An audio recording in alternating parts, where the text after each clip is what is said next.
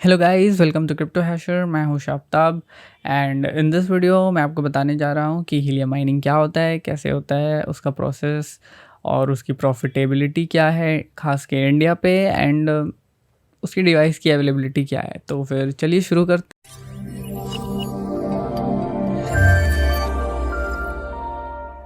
तो helium mining normally वही crypto currency mining stuff.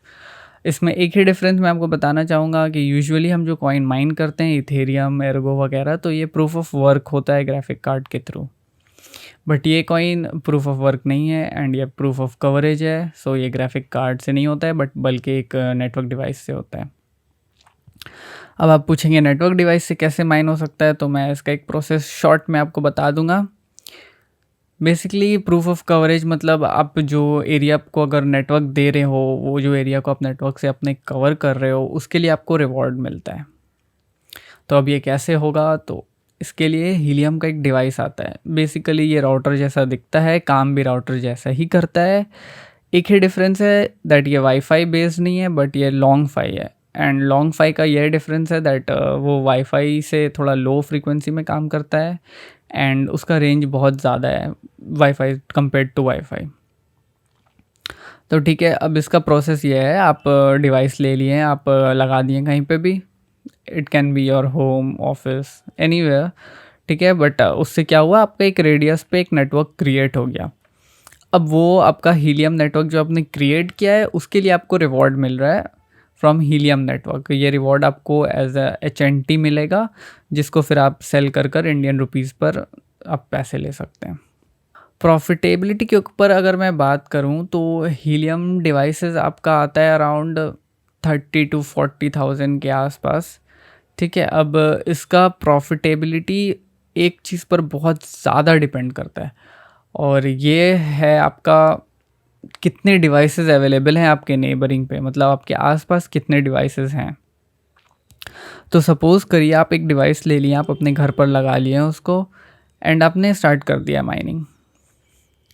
अब आपको रिवॉर्ड मिलेगा तो ज़रूर, बट उतना नहीं मिलेगा जितना आपका मैक्सिमम उस डिवाइस का कैपेबिलिटी है। अब इसका कारण ये है दैट आपका सिंगल डिवाइस को कोई प्रूफ नहीं कर सकता है दैट आपका डिवाइस अवेलेबल है एंड कवर कर रहा है, और आप खुद के डिवाइस को खुद नहीं प्रूफ कर सकते। तो उसके लिए मल्टीपल डिवाइसेस अगर रहा आपके नेबर पर, जैसे अराउंड 5-6 डिवाइस है आपके डिवाइस के रेंज में, तो फिर वो क्या होता है कि डिफरेंट डिफरेंट डिवाइस एक दूसरे को प्रूफ करना स्टार्ट कर देंगे दैट ये डिवाइस अवेलेबल है, उसका कवरेज मेरे तक आ रहा है, so yes that is working. और ये जो प्रूफ होगा उसके लिए आपको ज़्यादा रिवॉर्ड मिलेगा। तो इसका रिवॉर्ड सिस्टम ये है। अब चलिए मैं प्रॉफिटेबिलिटी आपको बता देता हूँ। तो अगर आपके सिंगल डिवाइस है और आसपास कोई डिवाइस नहीं है तो प्रॉफिटेबिलिटी बहुत कम है, और ये एग्जैक्ट मैं बता नहीं सकता क्या हो सकता है profitability without any other device. तो चलिए एक्सपेक्ट कर लेते हैं अराउंड 2 to 5,000 ऐसा ही कुछ आएगा।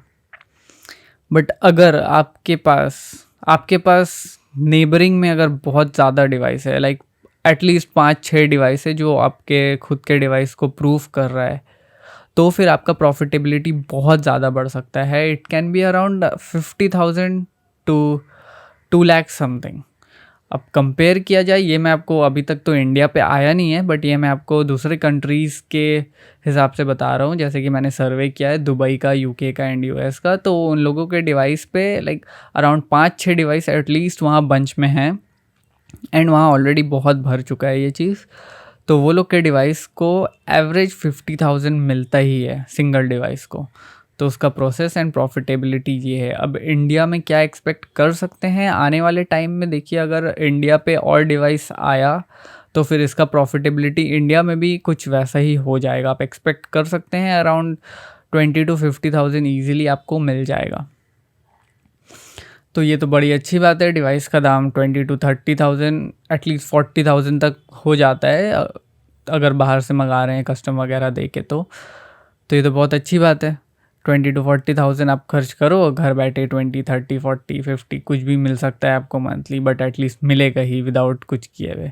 और सबसे अच्छी बात यह है कि यह डिवाइस हीट नहीं करता है ज़्यादा और इलेक्ट्रिसिटी भी कंज्यूम नहीं करता है ज़्यादा, बस ये राउटर जैसा है।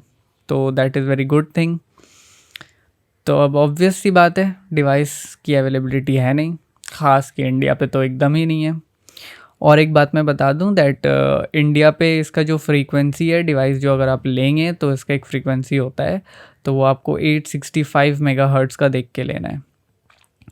अब यहाँ ग्लोबली डिवाइसेस है, जैसे नेब्रा है, रैक माइनर V2 है, तो ये दोनों डिवाइसेस ही 865 फ्रीक्वेंसी पर काम करते हैं। तो अगर आपको मिलता है कहीं पर तो आप ले सकते हैं।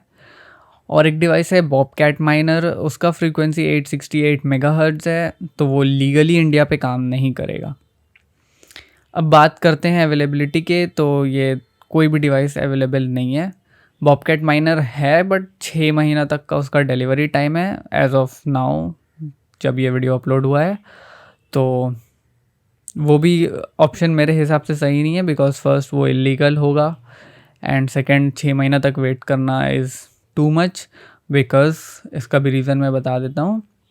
इंडिया की एक कंपनी है, वो एक डिवाइस ला रहे हैं क्लाउड पाई बोल के, एंड उनका बोलना है दैट वो बहुत ही जल्द ये डिवाइस को लॉन्च करने वाले हैं इंडिया में। और अगर ऐसा होता है तो फिर मज़ा आ जाएगा। सो चलिए, फिर इतना ही इन्फॉर्मेशन है। मैं आपको डिवाइस के लिंक्स दे दूंगा डिस्क्रिप्शन बॉक्स पर। एंड अगर आपको कोई भी क्वेरी है तो आप कमेंट में पूछ सकते हैं। हमारा टेलीग्राम चैनल भी है, आप वहाँ ज्वाइन कर सकते हैं। तो मैं आपको अपडेट्स देता रहूँगा वहाँ पे डिवाइस की अवेलेबिलिटी की एंड क्या उसका भी चल रहा है, नेचर एंड एवरीथिंग। ठीक है, तो फिर आई होप आपको वीडियो पसंद आया होगा। अगर पसंद आया तो प्लीज़ लाइक एंड सब्सक्राइब। फिर चलिए एंड करते हैं इस वीडियो को यहीं पे। This is Shabtab signing off. Good bye.